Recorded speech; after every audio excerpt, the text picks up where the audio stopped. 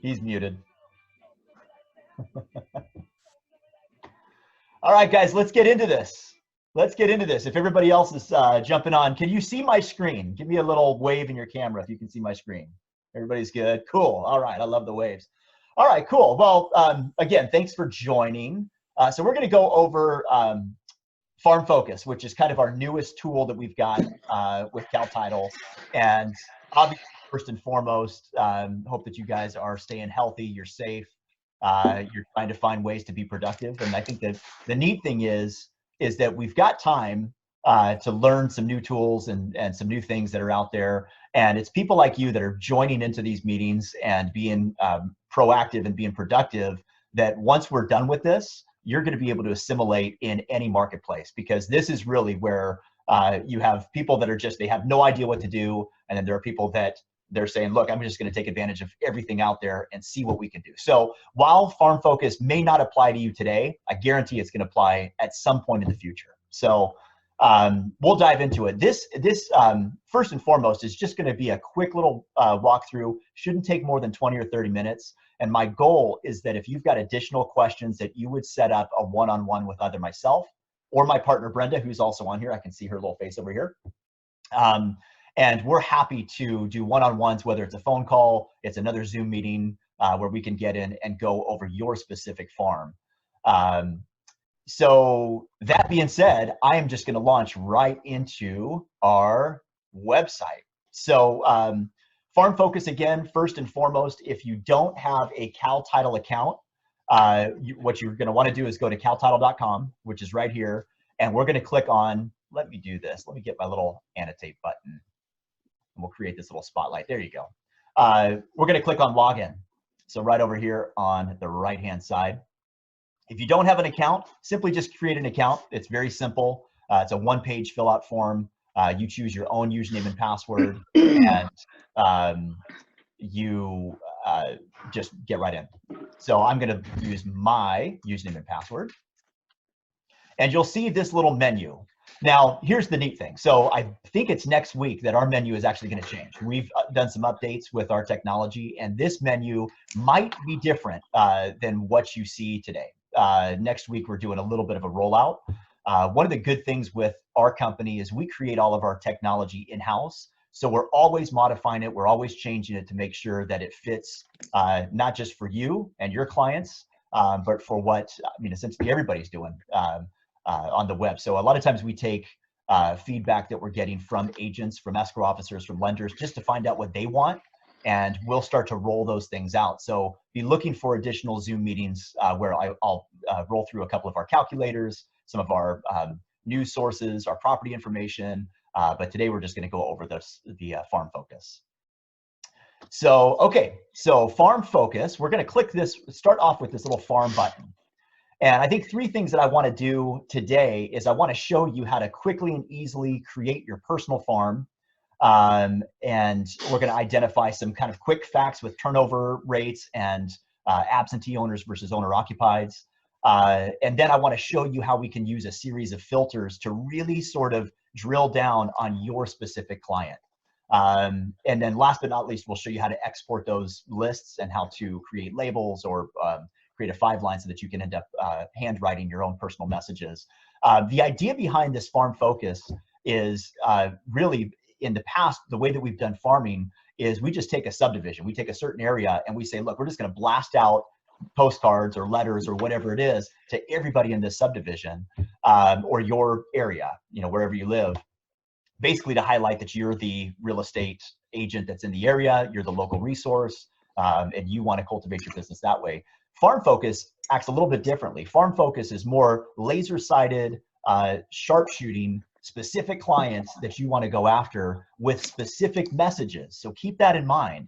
The whole idea behind this is for you to be creative and use the biggest asset that you have, which is your brain, and start creating these messages that you can identify clients and send that specific message out to.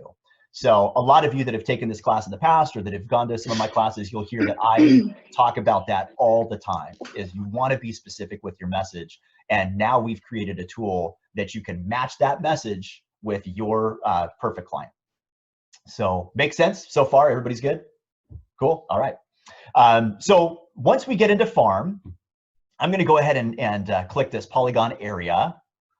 And I actually kind of moved it over to, this is just an area in Carmel Valley that I'm looking at and want to start drawing a little polygon around. So right from the top, if I have this move map, I can sort of move the map into my desired area. And I'm going to be looking kind of right around Ocean Air Elementary School. For those of you who know Carmel Valley, it's a really cool little elementary school. And once I've moved this map in enough, I want to go up to the top and click this draw polygon. And now, just like you're working in the MLS, I can draw this polygon around a desired area. And let's get in here. Pretty simple. And I can do these polygons all day long. In fact, that's what I've been doing all day long. I've been doing polygons. Okay, so I'm going to hit get count and create farm. Once I get count and create farm, this is going to tell me a couple of really quick little things. It's going to tell me how many properties are in my search, so 157 properties in the search. This turnover rate, 6.37% turnover rate. If you listen to guys like Tom Ferry or Brian Buffini, they talk about when you start marketing to an area, it's really important to have about 6% turnover rate. And the reason that is because they're taking a look at people that are selling their property, they're putting signs up, and the agent that might be selling that property, if it's not you and it's somebody else, what they're hoping is that that agent is sending out just listed and just solds. And so what that does for the consumer is it puts a little trigger in their mind that says, look, if somebody else is selling, maybe it's my time to sell as well. So that 6% turnover, that's sort of the sweet spot. I'm going to show you why that probably doesn't necessarily apply to everybody. But if you're just going to go and say, I'm going to send out postcards to everybody here, that would be kind of my sweet spot right there. So 6.37% turnover.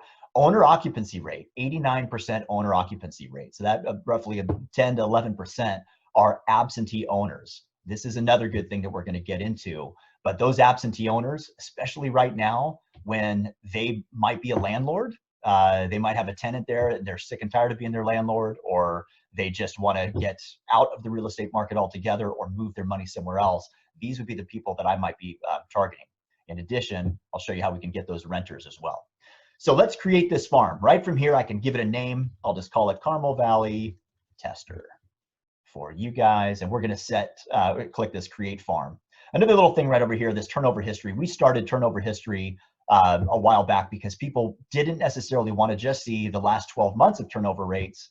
They wanted to see their 5-year, 10-year, and 15-year turnover rates. So obviously you can see in the last 12 months, 6.37%. That's pretty good. It hasn't always been like that. So maybe now's the time that we're starting to get into a more movable market in this area. Okay, so that's done. We're going to go ahead and create this farm. And our little guy's thinking.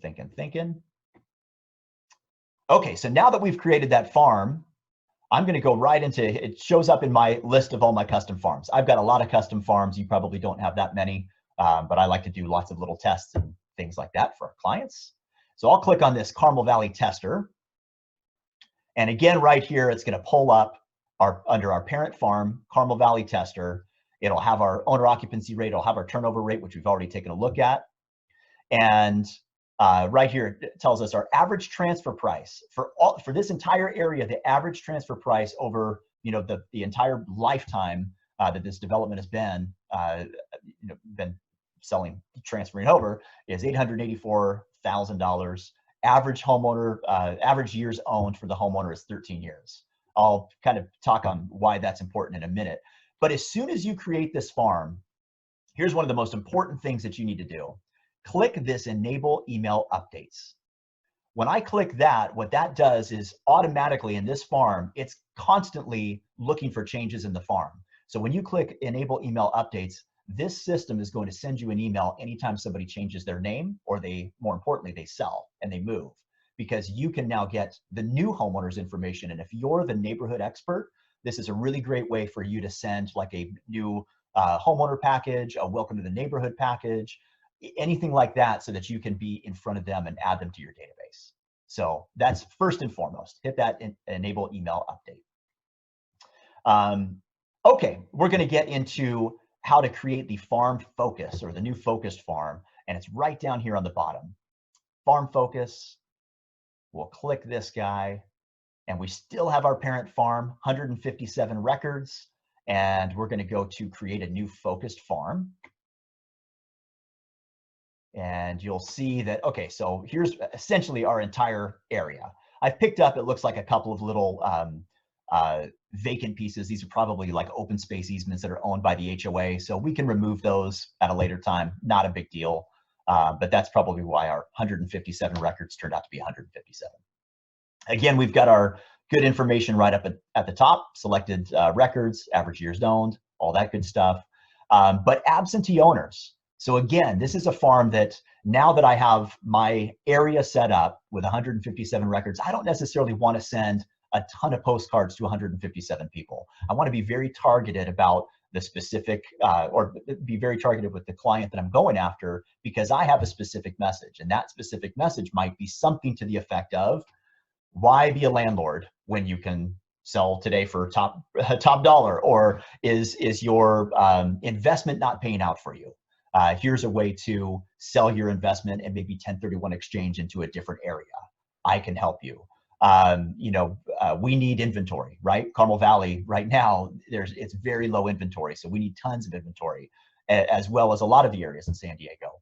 So that might be a message that you want to send out. So all I'm going to do on this right-hand side is click absentee owner. And real quickly, it just zooms in and takes all the people that are absentee owners in this farm and brings them to the forefront. So right off the bat, I can see that there's only 17 people. I can do this with a much bigger farm, and maybe I want to send out to 50 people. I can make that happen just by modifying the size of my farm. But we're going to go with 17 people. So 17 absentee homeowners, their average years owned, 11 years owned, and their average transfer value or transaction value is 950,000 almost. So pretty good farm. I'm not even going to touch any of these other filters that are on the right-hand side. I could if I wanted to. If I had a more specific message, I might want to put in a certain sales date. One of my favorite messages is when you bought at the peak, that kind of 2004 to 2006, oldest and newest sales sale date. I could say, congratulations, you've survived the storm, right? You bought at the peak, we went down, we went back up, and now prices are at their all-time high. Granted, this is a little bit of a different market right now, but I think that prices are still at that high. You can sell and get out of there. Or you bought at the bottom of the market. You bought between 2009 and 2012 or 2009 and 2011, and you've got tons of equity. So take advantage of that equity and today's low interest rates and buy something different. So we won't get totally into all those little filters, but you could use those for sure. And I'm going to create, again, this is my absentee homeowner farm. So I'm just going to say this is absentee home owners, and we'll create that farm. So far, so good. Everybody can still hear me? We're good? Okay, all right, cool. Cool, thank you. Okay, so we have our parent farm, and now we have our absentee homeowner farm. So again, this is something that send out not only to the absentee homeowners, but you could also send out a message to the buyers. I got an email from an agent yesterday that said, this is great for listings. What about for buyers? We need buyers. Well, absolutely. People that are renting right now, they can still take advantage of low interest rates. Granted, it's a different time. So I don't want to say that you're always going to be able to go out and find that buyer or find that seller, but maybe there's a chance. And also, once we get done with this small little time in our life with coronavirus, you're going to be poised to be able to find those buyers and find those sellers pretty easily. Absentee homeowners.